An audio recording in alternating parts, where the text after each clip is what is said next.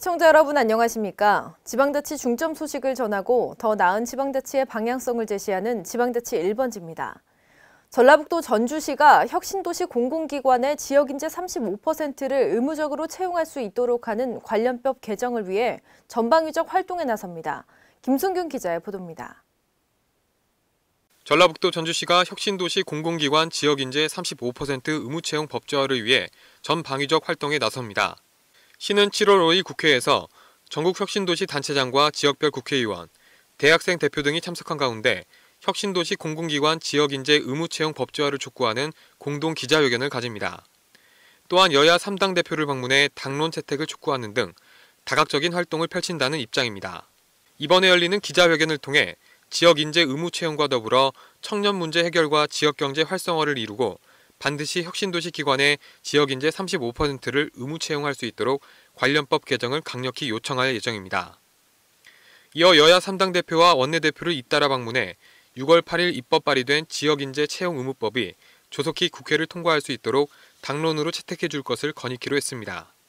전주시 기획조정국 관계자는 지역인재 의무채용 법제화는 지역에 살고 있는 대한민국의 국민으로서 절실함을 담고 있는 호소라며 반드시 20대 국회에서 관련법 개정안이 국회를 통과할 수 있도록 최선의 노력을 다하겠다고 말했습니다. K랜 김승균입니다. 2016년 제5차 전라북도 시장군수협의회가 지난 23일 전라북도 부안군에서 개최됐습니다. 이날 회의에서는 수질오염 총량관리제 개선, 장기 미집행 도시계획 시설 해소를 위한 지원 대책, 지방하천 정비사업 재정 지원, 원예시설 현대화 사업 지원 확대 등 지역 현안에 대한 집중 논의가 이뤄졌습니다. 특히 광양항을 제외한 군산항 등 지역 무역항의 자동차 환적 운송을 금지해 편파적인 특혜 정책이라는 비난을 받고 있는 항만 카보타지 시행 계획안의 철회를 촉구하는 공동 성명서를 채택하고 해양수산부의 시행 계획안 철회가 확정될 때까지 시군 간 공조 체제를 더욱 강화하자는 데 의견을 모았습니다. 주로 열대 지역에서 재배되고 있는 커피나무를 이제 지역 가까운 곳에서도 볼 수 있습니다. 이미 제주도와 고흥 등 남부지방 일부에서는 커피를 재배해 판매도 이루어지고 있는데요. 이번에는 전라북도 순창군이 커피나무 시험 재배를 추진해 새로운 6차 산업의 소득 작물로 기대하고 있습니다. 유희광 기자의 보도입니다. 국내 커피 시장이 4조 원 이상의 경제 규모로 성장하고 있는 가운데 전라북도 순창군이 커피나무 시범 재배 사업을 추진하면서 군민과 도민들로 하여금 관심을 한몸에 받고 있습니다. 군은 농업기술센터 과학영농실증포 연동하우스에 아라비카종 커피나무 450주를 토양 재배와 화분 재배로 나눠 식재하면서 새로운 6차 산업의 소득 작물로서의 역할을 기대하고 있습니다. 특히 군의 커피나무 식재는 급격한 기후변화에 따른 기온 상승으로 인한 재배 작물이 변화를 거치면서 이에 발맞춰 아열대 작물을 지역에서 재배할 수 있게 됐습니다. 또한 관광과 체험을 연계한 상품을 개발 중에 있어 지역 경제 활성화에 크게 이바지할 것으로 보고 있습니다. 한편 군은 이번 식재한 2년생 450주 커피나무에서 2017년 말부터 본격적인 열매 수확이 가능할 것으로 예상하고 있으며 농가를 대상으로 한 기술 보급 교육을 앞두고 있어 향후 생산될 커피의 재배 성공에 무게를 두고 있습니다. K랜 유희광입니다. 청년 실업난 해결과 일자리 창출을 위해 전국적으로 다양한 사업들을 추진하고 있습니다. 그중 전라북도 익산시는 올해 상반기에 7,096명의 일자리를 창출하는 성과를 거뒀습니다. 김성지 기자의 보도입니다. 전라북도 익산시가 올해 상반기에 부서별 특화 사업 추진을 통해 7,096명의 일자리를 창출했다고 밝혔습니다. 시는 올해 28개 부서, 100개 사업에 1,409억 원의 예산을 투입해 9,815명의 일자리 창출을 목표로 상반기에 73%를 달성하는 성과를 올렸습니다. 익산시는 상반기 동안 기업 유치 및 지원에 586명, 교육훈련 지원에 68명, 여성 노인 장애인 취업 지원에 3,871명, 기타 취약계층에 2,571명의 일자리를 제공했습니다. 2016년 상반기에는 익산시에서 방침을 주고 있는 기업 유치를 최우선 목표로 삼아서 우량의 일자리를 많이 창출하고요.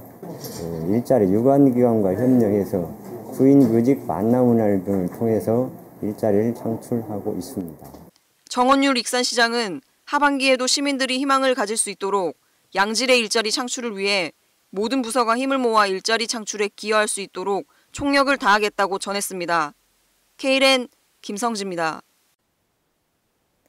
박근혜 정부가 올해 4월부터 본격 실시하는 읍면동 복지허브화 사업이 본래 취지와 동떨어져 추진된다는 비판이 나오고 있는데요.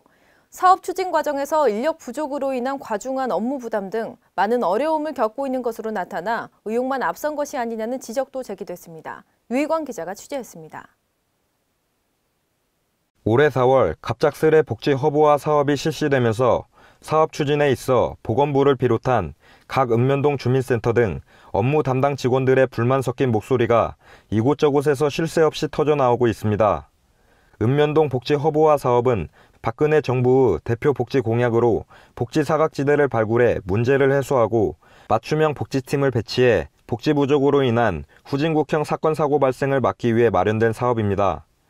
하지만 통합사례 관리사 등 전문 인력 배치 문제를 비롯한 인력 부족, 담당 직원들의 육아휴직으로 인한 공석 발생, 2017년 국비 지원의 불투명성, 관련 기관과의 소통 부재, 기준 인건비 등 수많은 문제가 수면 위로 떠오르고 있습니다. 또 턱없이 부족한 인력 탓에 제대로 된 업무 분담은 기대할 수도 없고 이로 인한 과중한 업무 스트레스로 직원 간의 불화까지 발생하고 있는 실정입니다. 이 밖에도 현장을 찾는 방문 간호사들은 대부분 여성으로 혼자 현장을 방문해 복지 서비스를 제공하는데 많은 어려움을 겪고 있는 것으로 나타났습니다. 이로 인해 의혹만 앞선 복지 허브화 정책이 아니냐는 지적과 함께 실효성과 관련한 의문도 제기되고 있습니다. 이에 김일재 전라북도 행정부지사는 22일 군산시를 찾아 일선에서 근무하고 있는 직원들과의 면담을 통해 애로사항을 해소하고 대응 방안 마련의 시간을 가졌습니다. 이 자리에서는 당장의 해결책이 아닌 점차적인 문제 해결 및 도차원의 지원 방안 등 관계기관과의 협조체계 구축을 위한 논의가 진행됐습니다. 한편 보건복지부에서는 오는 2018년까지 전체 읍면동을 복지 허브화할 계획이지만 그때까지 적정 인력을 갖춘 상태에서 제대로 된 복지 서비스의 제공이 가능할지 국민들의 우려의 목소리가 커지고 있습니다. K랜 유희광입니다. 사회 각종 분야에서 봉사를 실천하고 있는 국제 로타리 3670지구 전주 기린 로타리 클럽이 지난 23일 23대 회장 취임식을 개최했습니다. 김순균 기자입니다. 국제 로타리 3670지구 전주 기린 로타리 클럽 23대 회장에 유재명 씨가 취임했습니다. 취임식에는 우기만 총재를 비롯한 많은 내빈의 축하 가운데 행사가 진행되었습니다. 이번에 취임한 유재명 회장은 젊은 정신을 가지고 회원들과 하나 되어 청년들을 위해 중점적으로 사업을 펼치도록 하겠다라며 활동 방향을 전했습니다. 젊은 감각으로 로타리도 젊어져야 한다고 생각을 하고 있습니다. 그래서 앞으로 우리나라 이끌어갈 청소년들을 위해서 중점적인 사업을 할 것 같습니다. 전주 기린 로타리 클럽은 인류의 봉사하자라는 슬로건을 가지고 사회의 각종 분야에서 봉사의 아름다움을 실천하고 지역의 경제 발전을 위해 노력하고 있어 앞으로의 행보가 더욱 주목되고 있습니다. K랜 김승균입니다. 내일은 6.25 한국전쟁이 발발한 지 66주년 되는 날입니다. 전쟁의 흔적은 사라졌지만 분단된 현실이 아직 우리 민족의 마음을 아프게 하는데요. 내일 지역 곳곳에서는 6.25 전쟁 66주년을 맞아 나라를 지키기 위해 헌신한 참전 용사들의 값진 희생 정신을 기리고 안보의식을 고취하는 행사가 개최될 예정입니다. 40만 명이 공무원 시험을 준비하는 시대를 맞아 시험 시간에 화장실 이용을 불허하는 지침이 인권 침해 논란을 불러일으키고 있습니다. 경기도는 지난해부터 화장실 이용 금지의 대응책으로 시험실 후면에서 소변용 봉투로 용변을 보도록 조치했습니다. 그러나 수원인권센터는 이런 행위가 비인권적일 뿐만 아니라 인간이 지녀야 할 기본적 품위를 유지할 수 없도록 한다고 개선을 권고했지만 중앙정부는 시험의 공정성이 더 중요하다며 제도 개선이 어렵다는 입장을 유지하고 있습니다. 서울과 충남, 제주 지역의 학교 조리사와 돌봄 전담사 등 학교 비정규직 근로자들이 처우 개선을 요구하며 총파업에 나섰습니다. 이로 인해 급식을 제공하지 못한 학교가 서울에만 115개 교로 일부 학교에서는 단축 수업을 하기도 했습니다. 한편 경남, 부산, 강원, 울산, 대전, 세종, 전남 등 7개 교육청은 임금 협약에 합의한 상태입니다. 이상으로 지방자치 1번지를 마칩니다. 시청해주신 여러분 고맙습니다.